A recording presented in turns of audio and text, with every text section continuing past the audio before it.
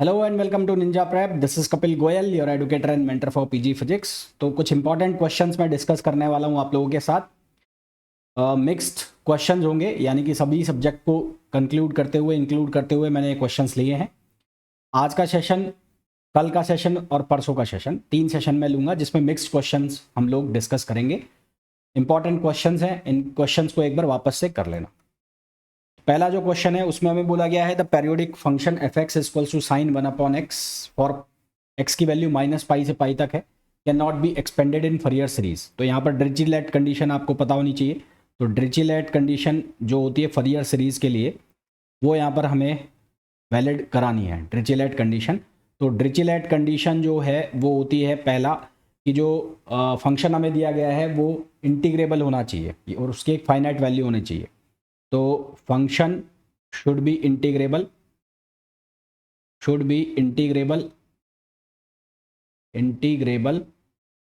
and has finite value, और इसकी finite value होनी चाहिए। ठीक है। दूसरा क्या है कि जो फंक्शन है उसके लिए फाइनाइट वैल्यू तो है ही है, साथ में must have a finite number of extrema in given interval. ठीक। तो must have finite number of extrema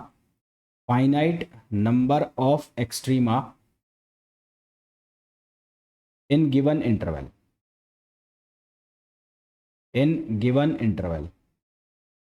फिर जो फंक्शन है उसमें फाइनाइट नंबर ऑफ डिसकंटिन्यूटी हो एक गिवन इंटरवल में, फाइनाइट नंबर ऑफ डिसकंटिन्यूटी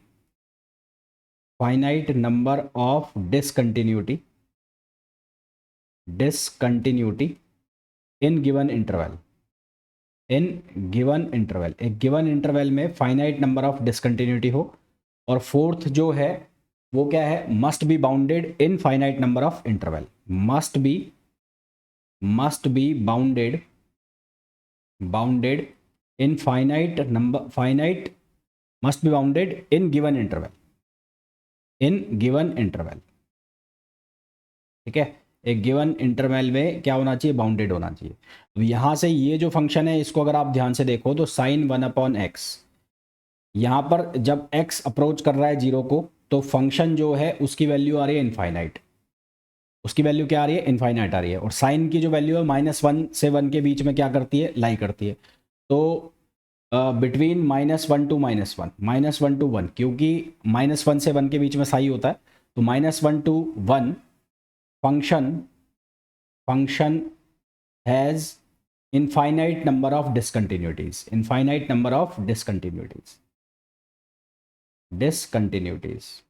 तो -पाई से पाई के बीच में इसमें इनफाइनाइट नंबर ऑफ डिसकंटिन्यूटी आ जाएगी अराउंड x इक्वल्स टू 0। और x इक्वल्स टू 0 जो है इसका सिंगुलर पॉइंट हो जाएगा। और हमने यहाँ पर पढ़ा है कि फाइनाइट डिसकंटिन्यूटी होनी चाहिए, यहाँ पर आ रही है इनफाइनाइट डिसकंटिन्यूटी। तो जो ये फंक्शन है एक्सपेंड नहीं होगा क्योंकि यहाँ पर इनफाइनाइट नंबर ऑफ डिसकंटिन्यूटी है। तो हमारे पास जो इसका आंसर है वो क्या आ जाएगा, ऑप्शन ए आ जाएगा। नेक्स्ट क्वेश्चन आ जाओ। इफ रॉन्सियन ऑफ सेकंड ऑर्डर, तो रॉन्सियन जो होता है वो होता है एक डिफरेंशियल इक्वेशन के लिए डिटर्मिनेट, और ये बताता है कि वो लीनियरली इंडिपेंडेंट होना चाहिए, यानी कि उसकी जो वैल्यू है वो 0 के बराबर नहीं आए तो वो लीनियरली इंडिपेंडेंट हो जाएगा। तो डिफरेंशियल इक्वेशन जो है वो नॉन जीरो है, इनहोमोजीनस है, सेकंड ऑर्डर इनहोमोजीनस है और नॉन जीरो है। तो both the solutions of homogeneous part of the differential equation, तो यहाँ पर इनहोमोजीनस है तो इनहोमोजीनस में लीनियरली डिपेंडेंट तो होगा नहीं। इनहोमोजीनस के केस में लीनियरली डिपेंडेंट नहीं होगा, उसके केस में क्या होगा, लीनियरली इंडिपेंडेंट होगा। तो हमारे पास आंसर क्या आ जाएगा, लीनियरली इंडिपेंडेंट। नेक्स्ट क्वेश्चन पे आइए। If we solve Legendre differential equation around x equals to 0 then the solution is valid for. तो लेजेंडरे डिफरेंशियल इक्वेशन जो होती है, सबसे पहले उसमें जो y" है उसका जो कॉफिशेंट है उसको 0 के बराबर करते हैं हम। तो उसका कॉफिशेंट होता है 1 - x², इसको हम 0 के बराबर करेंगे तो यहाँ से x इक्वल्स टू +-1 मिलेगा हमें। अब हम इसका निकालेंगे रेडियस ऑफ कन्वर्जेंस। तो रेडियस ऑफ कन्वर्जेंस इसकी हम निकालें तो रेडियस ऑफ कन्वर्जेंस क्या होता है कि जो हमारे पास इक्वेशन है उसमें सेंटर से और जो उसके मिनिमम पास दूरी पर जो पॉइंट्स हैं उनके जो डिस्टेंस है उसको हम रेडियस ऑफ कन्वर्जेंस कहते हैं।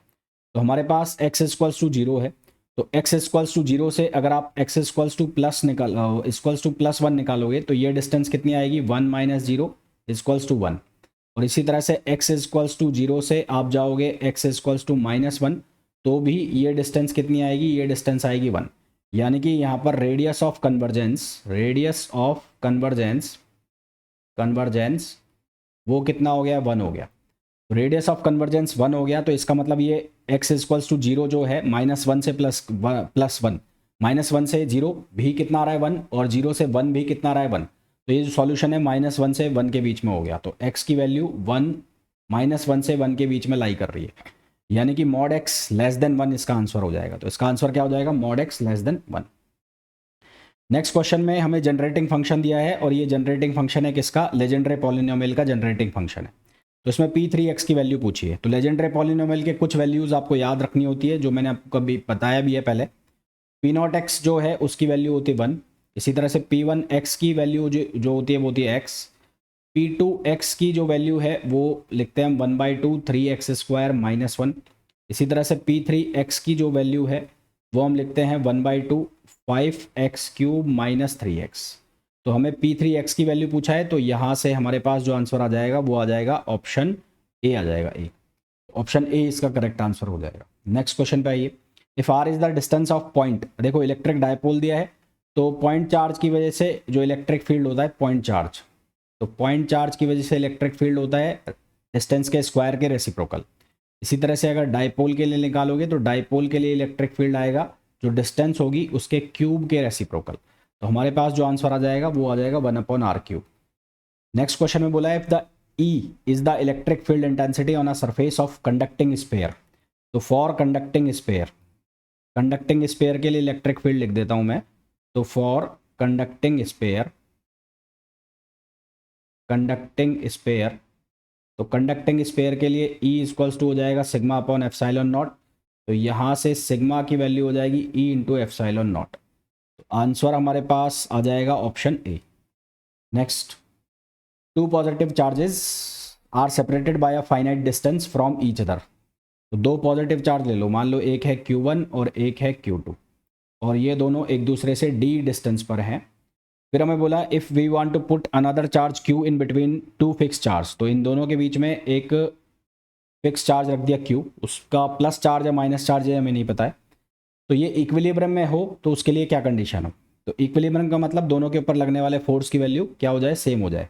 तो यहाँ से ये डिस्टेंस x, तो ये डिस्टेंस कितनी हो जाएगी d - x। तो F1 = F2, तो ये बनेगा k Q1Q अपॉन ये हो जाएगा x², और इसी तरह से यहाँ से हो जाएगा k Q2Q अपॉन ये हो जाएगा d - x²। इसको जब आप सॉल्व करोगे तो x की वैल्यू आएगी √Q1d अपॉन √Q1 + √Q2। तो आप यहाँ ध्यान से देखो जो x डिस्टेंस आई है ये Q से इंडिपेंडेंट है, यानी कि Q की वैल्यू पॉजिटिव है नेगेटिव है इसको इस बात से कोई लेना देना नहीं है, एक्सप्रेशन में Q आ ही नहीं रहा है। तो हमें ये पूछा है कि इक्विलिब्रियम में कब होगा, तो वेदर Q पॉजिटिव है या नेगेटिव है उस बात से कोई लेना देना ही नहीं है। तो हमारे पास जो आंसर आ जाएगा वो आ जाएगा सी। नेक्स्ट क्वेश्चन पे आइए।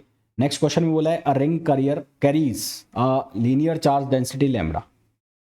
तो लीनियर चार्ज डेंसिटी लैम्बडा है और रिंग है, तो ये हो जाएगा Q अपॉन लेंथ कितनी हो जाएगी 2πr। तो यहाँ से चार्ज की वैल्यू हो जाएगी लैम्बडा × 2πr, ये चार्ज की वैल्यू हो गई।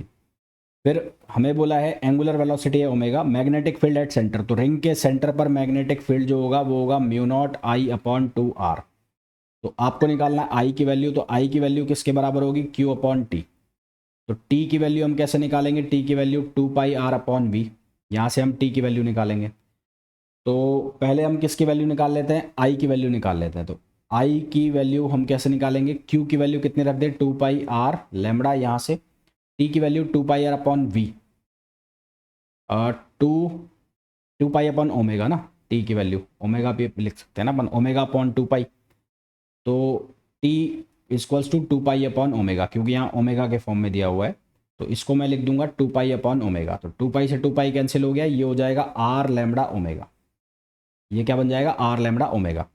तो अब यहाँ पर वैल्यू सब्सटीट्यूट कर दो, तो μ0, तो ये एज इट इज़ I की वैल्यू आ जाएगी कितनी r λω और अपॉन 2r, एक r से r कैंसिल हो गया तो ये हो गया mu naught lambda omega upon 2। Answer हमारे पास आ जाएगा कौन सा, ऑप्शन बी। नेक्स्ट क्वेश्चन पे आइए। A small bar magnet is oscillating along x axis, a coil is placed perpendicular to the x axis such a way so that the magnet passes through its during the oscillation, then तो induce EMF जो है वो change होगा। यहाँ पर लिखा हुआ है विल नॉट चेंज, पर वो तो चेंज होगा जैसे जैसे वेलोसिटी ऑफ मैग्नेट चेंज होगी, तो ये तो गलत हो गया। दूसरा है induced EMF is minimum when the centre of the bar magnet crosses the coil, जब सेंटर ऑफ बार जो मैग्नेट का है वो क्रॉस करेगा, क्रॉसेस द कॉइल, तो इंड्यूस्ड ईएमएफ जो है वो क्या होगा, मिनिमम होगा। तो हमारे पास सही आंसर क्या आ जाएगा इसका, बी आ जाएगा। नेक्स्ट क्वेश्चन पे आओ।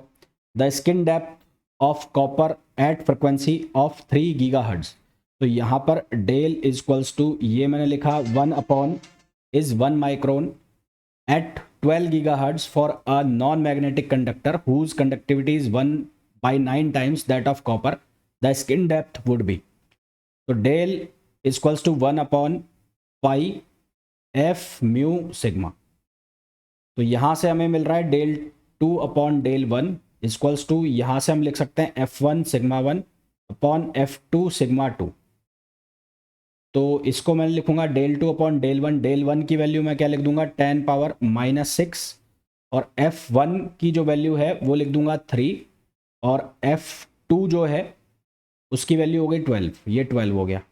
उसके बाद हमें सिग्मा 1 की जो वैल्यू है वो कितनी गिवन है, वो है यहाँ पर दिया 1.9 टाइम्स हो रहा है, तो सिग्मा 1 एज इट इज़, और सिग्मा 2 की वैल्यू 1.9 टाइम्स, तो ये 1.9 और ये सिग्मा 1, तो ये सिग्मा 1 से सिग्मा 1 कट गया।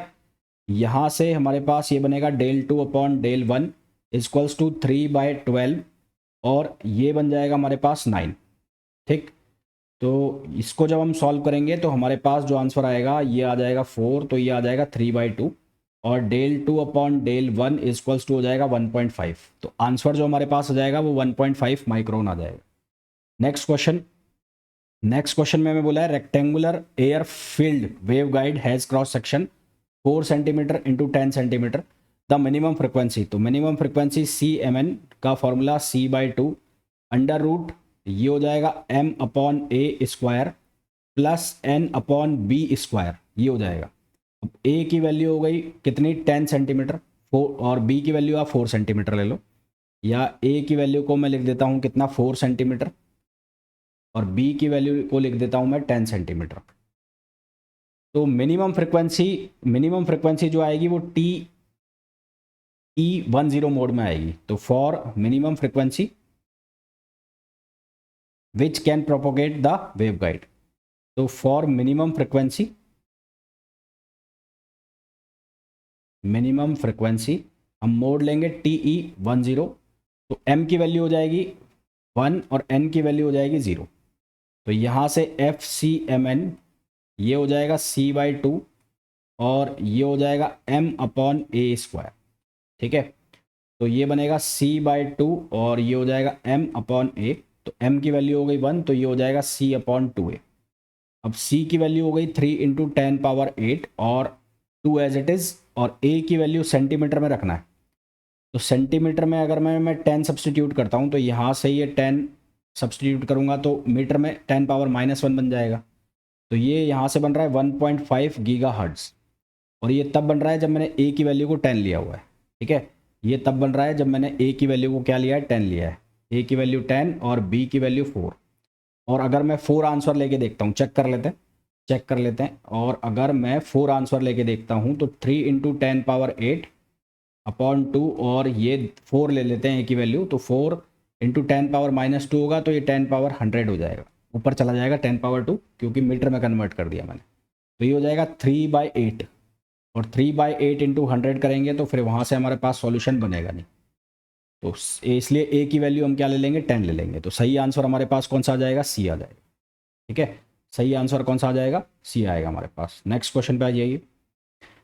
The HZ component of an EM wave in a rectangular waveguide of dimension A is equals to 5 cm and B is equals to 3 cm is given as HZ। देखो TE mode के लिए जब बात करते हैं तो EX की value और EY की वैल्यू 0, HZ की वैल्यू 0 नहीं होनी चाहिए। और टी एम मोड के लिए एच जेड की वैल्यू 0 होती है। तो यहाँ एच जेड 0 नहीं है, तो पहली बात तो ये कौन सा हो गया, ये टी ई मोड हो गया। तो टी एम वाले तो कट गए, तो ये टी एम वाले दोनों कट गए। अब ये टी ई मोड है, या तो 1 3 है या 0 3 है। तो उसको कैसे चेक किया जाए, तो उसके लिए यहाँ पर कॉस 100 पाई वाई दिया हुआ है। तो 100 पाई वाई का मतलब ये हो गया कॉस 100 पाई वाई, जिसको स्टैंडर्ड में हम देखें तो कैसे लिखा होता है, ये लिखा होता है कॉस और पाई एन वाई अपॉन बी। तो पाई एन वाई अपॉन बी को हम इक्वल कर देंगे 100 पाई वाई के। पाई से पाई कैंसिल हो जाएगा, वाई से वाई कैंसिल हो जाएगा। यहाँ बी की जो वैल्यू है वो हमारे पास है 3 सेंटीमीटर, तो इसको सब्सटीट्यूट करेंगे तो एन की वैल्यू 3 आ जाएगी। तो एम एन होता है, तो एन की वैल्यू 3 आ गई। अब हमें वैल्यू निकालनी है किसकी, एम की। तो एम की वैल्यू हम कैसे निकालें, एम की वैल्यू के लिए ये वाला लो, तो यहाँ पर साइन, इसको स्टैंडर्ड फॉर्म में लिखें तो इसको स्टैंडर्ड फॉर्म में लिखो तो sine omega T minus beta Z. तो इसको और इसको कंपेयर करोगे तो बीटा की वैल्यू जो आ रही है वो आ रही है 53 पाई। बीटा की वैल्यू आ रही है 53 पाई और ओमेगा की वैल्यू 2.4 पाई। अब हमारे पास एक रिलेशन होता है, वो रिलेशन आपको यूज़ करना है। कौन सा relation, beta square equals to omega square upon c square minus minus ये होता है m pi upon a square और minus n pi upon b square. यहाँ पर हमें वैल्यू डालनी है और किसकी वैल्यू निकालनी है, एम की वैल्यू निकालनी है। तो यहाँ से जब हम सॉल्व करेंगे तो एम की वैल्यू हमें मिलेगी 1 और एम की वैल्यू 1 मिलेगी, तो हमारे पास जो आंसर आ जाएगा वो आ जाएगा TE13। ठीक है, कौन सा आंसर आ जाएगा, TE13। Next question, uniform plane wave travelling in free space is incident normally on infinite thick dielectric of dielectric constant epsilon r 16। The magnitude of reflection constant, तो रिफ्लेक्शन कांस्टेंट का magnitude निकालना है, इसको हम लिखेंगे n2 minus n1 upon n2 plus n1। तो magnitude निकालना है तो मैग्नीट्यूड ऐसे निकलेगा। अब n1 की वैल्यू हम लिख लेते हैं n0 और n2 जो है वो किसके बराबर हो जाएगा, n0 अपॉन एप्सिलॉन r। और एप्सिलॉन r की वैल्यू है 16, तो ये हो जाएगा 16, ये हो जाएगा n0 अपॉन 4। तो r की वैल्यू कितनी हो जाएगी, n0 upon 4 minus n0 upon 4 plus n0।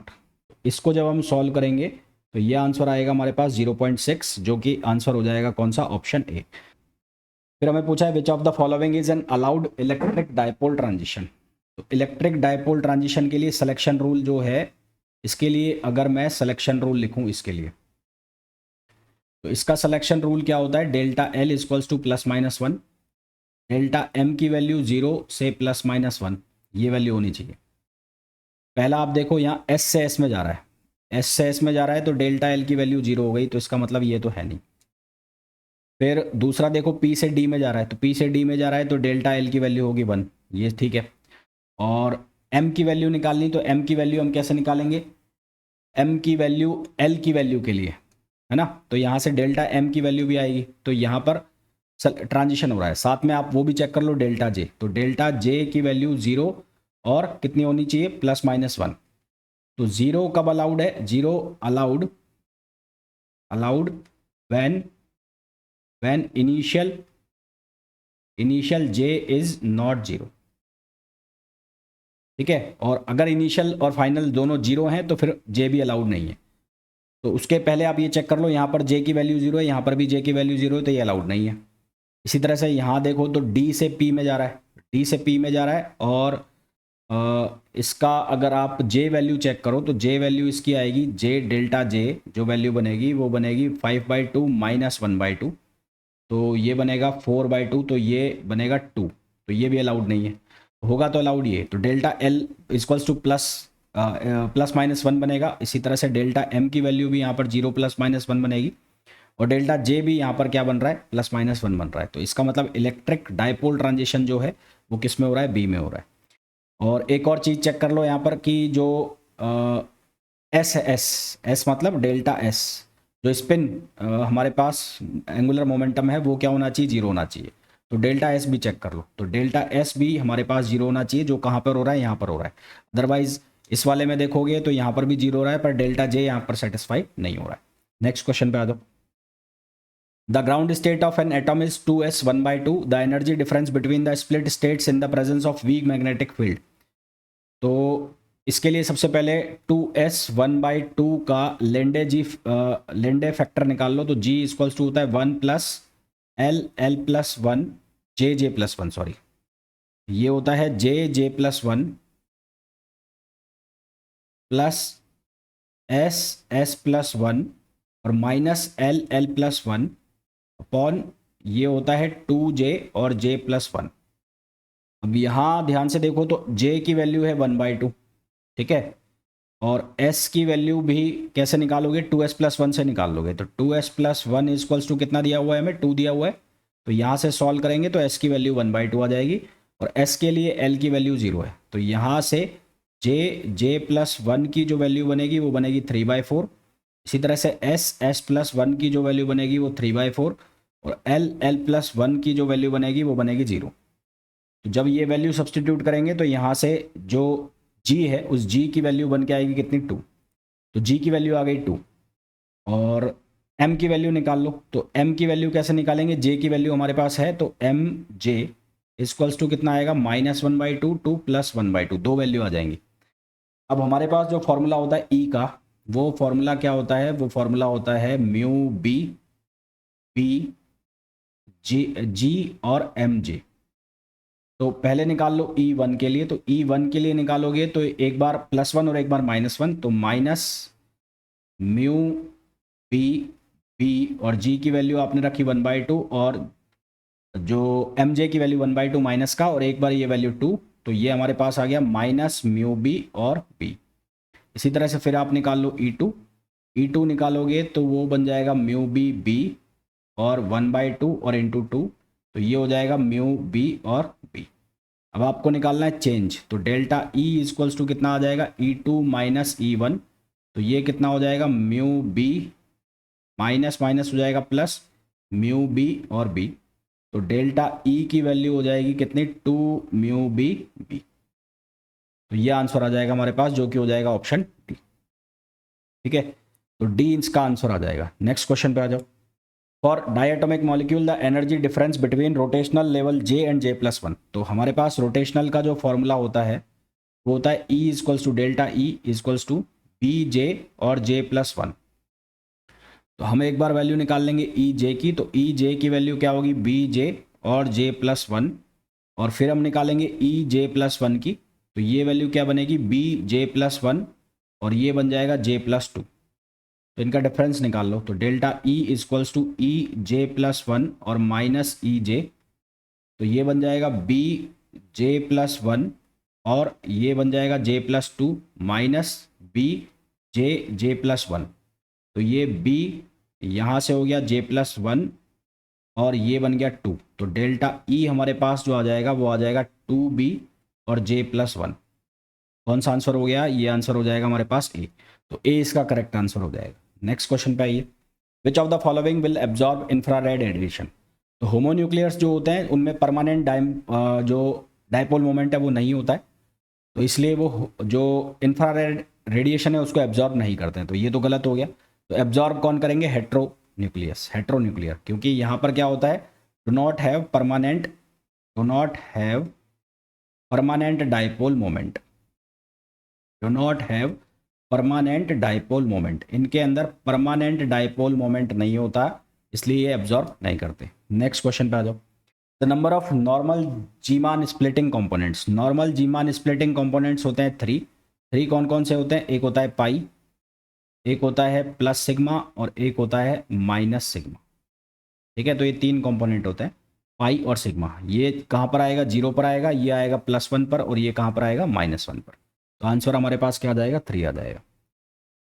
Next पूछा है the temperature of an ideal gas quadruples, how does the root mean square of gas hotter molecules to that of colder molecules. तो VRMS का जो formula है हमारा वो T के square root के प्रोपोर्शनल होता है।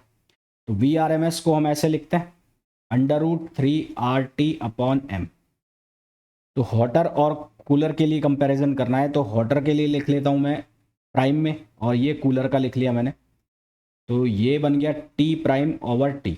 अब गिवन क्या है कि T' इक्वल्स टू है 4T। तो यहाँ से बनेगा VRMS/VRMS इक्वल्स टू ये हो जाएगा 4t अपॉन टी, टी से टी कैंसिल हो गया, ये आ गया 2। तो आंसर हमारे पास आ जाएगा V R M S prime equals to 2 VRMS। तो आंसर आ जाएगा हमारे पास ऑप्शन बी। नेक्स्ट क्वेश्चन पे आइए, which of the following quantities path independent. तो हीट पाथ डिपेंडेंट, डिपेंडेंट पूछा है, तो हीट जो होती है वो क्या होती है, पाथ डिपेंडेंट होती है। नेक्स्ट क्वेश्चन पे आइए, एडियाबैटिक कंप्रेसिबिलिटी। ये एडियाबैटिक कंप्रेसिबिलिटी का फॉर्मूला दिया है, तो हमें के एस इजक्वल्स टू गिवन है, K S equals to -1 upon V, del V upon del P और एस। तो for adiabatic process, adiabatic process के लिए अगर हम बात करें,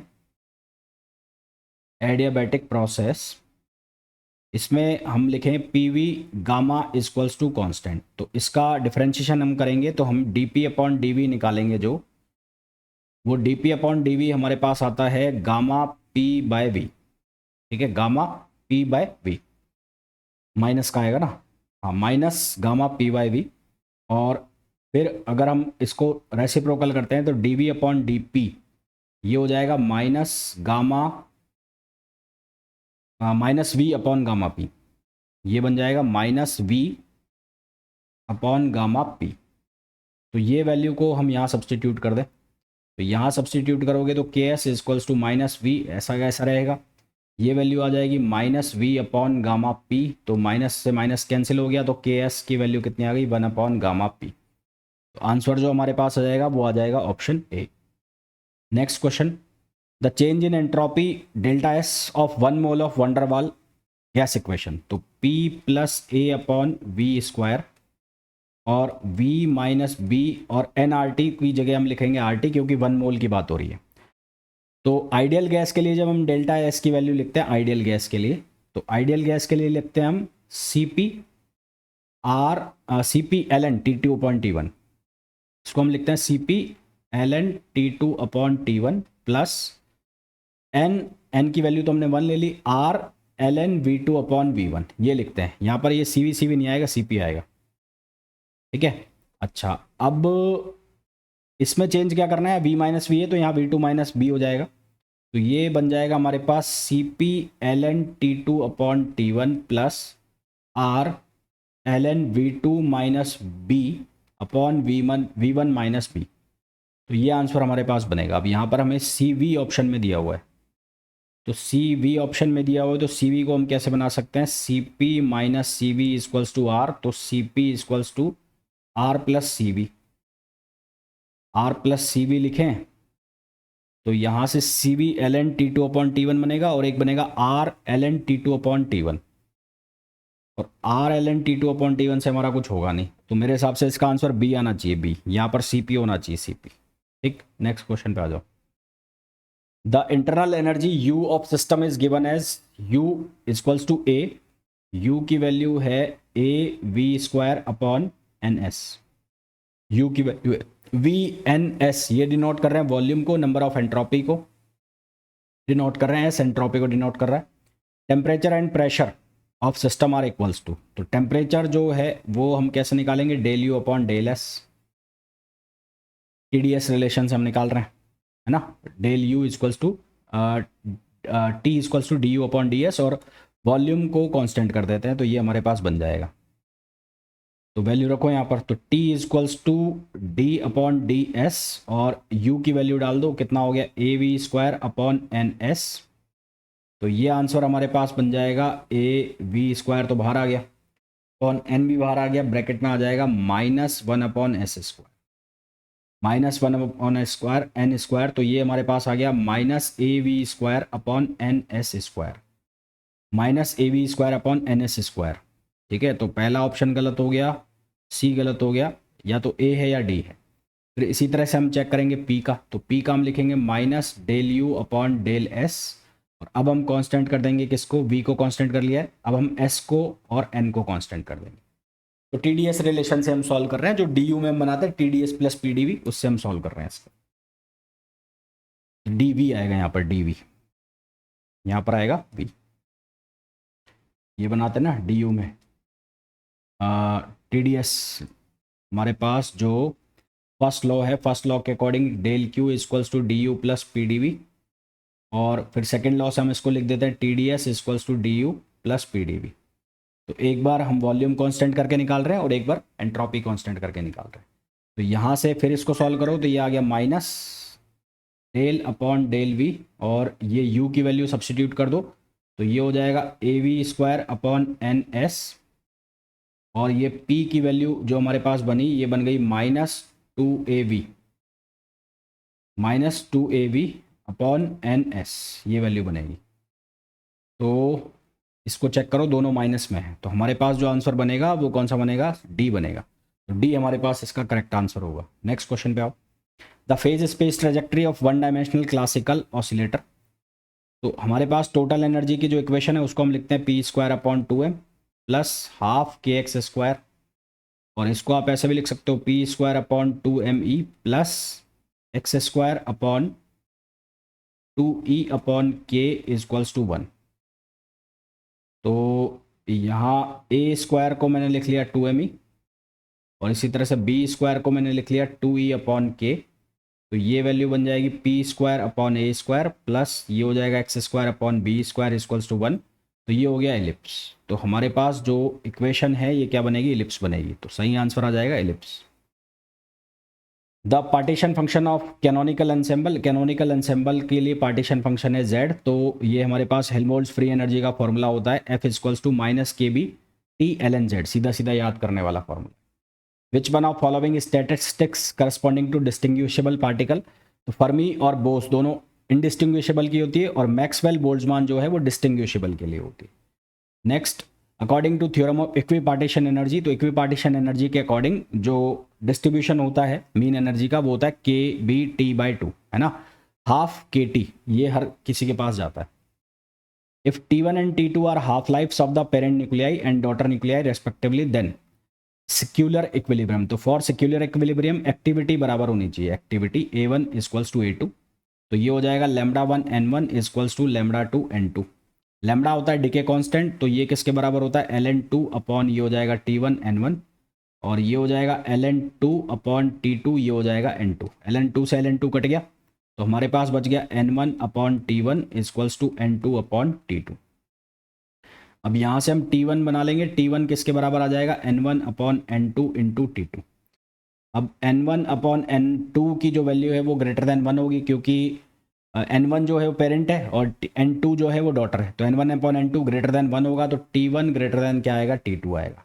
तो यहाँ से सिंपल सा दिख रहा है कि T1 is always greater than T और small t is always greater than T2। तो आंसर हम लगा देंगे कौन सा, डी लगा। Which of the following process is accompanied by mono energetic x-ray. तो मोनो एनर्जेटिक एक्सरे जो निकलता है वो इलेक्ट्रॉन कैप्चर प्रोसेस में निकलता है। Electron capture process, electron capture process में क्या होता है, यहाँ पर प्रोटॉन जो है वो कन्वर्ट होता है किसमें, न्यूट्रॉन में। प्रोटॉन कन्वर्ट होता है न्यूट्रॉन में, और जब ये न्यूट्रॉन में कन्वर्ट होता है तो एमिट कौन होता है, न्यूट्रिनो। न्यूट्रिनो, ठीक है। नेक्स्ट क्वेश्चन पे आ जाओ। The charge of up quark. तो अप क्वार्क का जो चार्ज होता है, अप क्वार्क की यहाँ पर बात चल रही है, तो उसका जो चार्ज होता है वो होता है +2/3e, और जो डाउन क्वार्क है, डाउन क्वार्क का चार्ज होता है -1/3e। अप क्वार्क पूछा है तो उसका आंसर आ जाएगा बी। नेक्स्ट क्वेश्चन पे आ जाइए। The accelerator that works on principle of EMI। तो EMI प्रिंसिपल पर काम करता है बीटाट्रॉन। साइक्लोट्रॉन काम करता है ऑल्टरनेटिंग करंट के ऊपर। ऑल्टरनेटिंग करंट में इलेक्ट्रिक और मैग्नेटिक फील्ड को हम प्रोवाइड कराते हैं, और बीटाट्रॉन काम करता है EMI के ऊपर, ठीक है। साइक्लोट्रॉन काम करता है varying frequency of alternating electric field. ये काम करता है varying frequency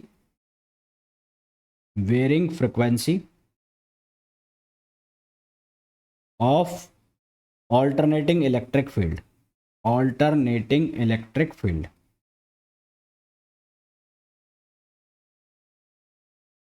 next, 10 volt zener diode connected with varying load. अब लोड की जो करंट है वो वेरी कर रही है 1 मिली एम्पियर से 95 मिली एम्पियर तक।